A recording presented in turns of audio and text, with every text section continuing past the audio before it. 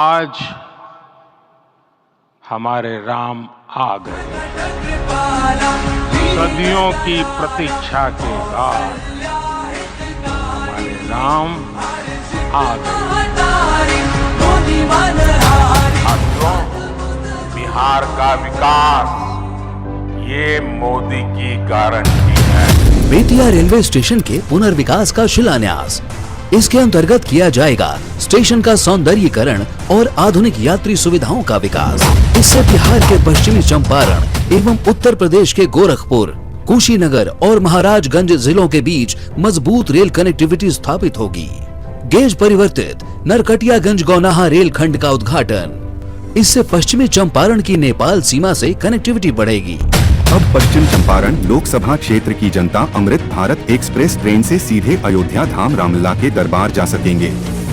Vande Bharat train से अलग यह ट्रेन स्लीपर कोच अर्थात सोने की व्यवस्था से युक्त होगा।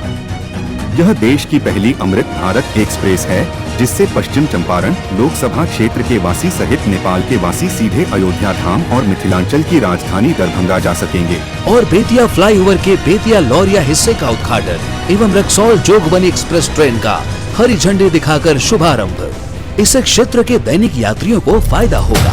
पूर्वी एवं पश्चिमी चंपारण जिले के अंतर्गत बने 2 लेन पेव्ड शोल्डर सहित पीपरा कोठी, मोतिहारी रक्सौल खंड एवं 2 लेन पेव्ड शोल्डर के साथ शिवहर सीतामढ़ी खंड के उद्घाटन से मोतिहारी, पूर्वी चंपारण, पश्चिमी चंपारण एवं नेपाल के बीच सुदृढ़ होगी रोड कनेक्टिविटी एवं व्यापारिक गतिविधियों में होगी बढ़ोतरी। पटना बेतिया कॉरिडोर के अंतर्गत 4 लेन बरकरपुर हाट मानिकपुर खंड के इन परियोजनाओं से लोगों को आवागमन में सहूलियत होगी। सामाजिक आर्थिक गतिविधियों को बढ़ावा मिलेगा। सड़कें और हाईवे विकास का सबसे बड़ा पैमाना होता है, चाहे वह बेतिया छप्पा नेशनल हाईवे का चौड़ीकरण हो या फिर रक्सौल से लेकर पिपरा कोठी तक 4 ओवरब्रिज के साथ पूरा नेशनल हाईवे नया बनना हो। इसी को देखते हुए चनपटिया विधानसभा में न केवल एक स्टेट हाईवे निकलवाया सुगौली से लेकर लौरिया तक, जिससे कि डबल लेन की सुविधा हो।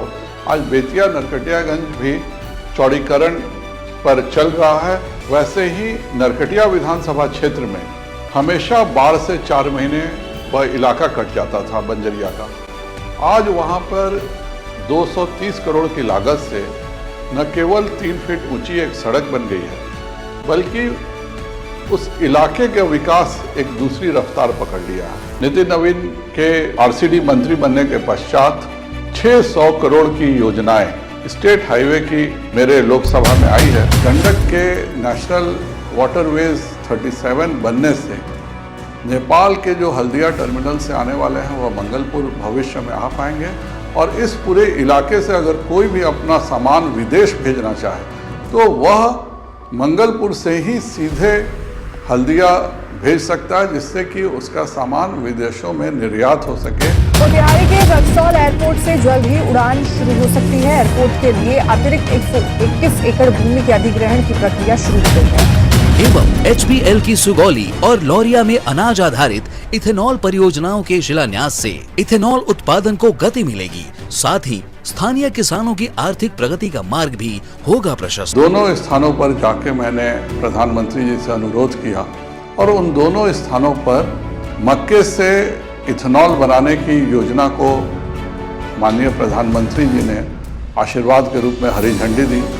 आज 132 करोड़ रुपए में इन दोनों प्लांट में इथेनॉल मक्के से बनाने के कारखाने चल रहे हैं। पेट्रोलियम सेक्टर के Indian oil pipeline terminal Sugauli एवं Sugauli Indian oil LPG plant का राष्ट्र को समर्पण।